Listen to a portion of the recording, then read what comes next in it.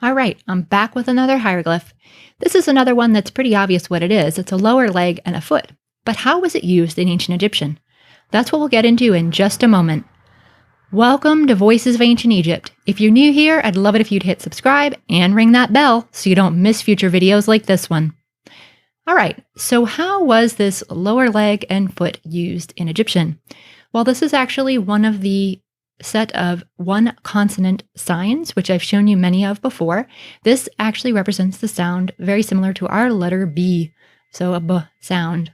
And because it is a one consonant sign like that, it is, of course, extremely versatile and appears in many words.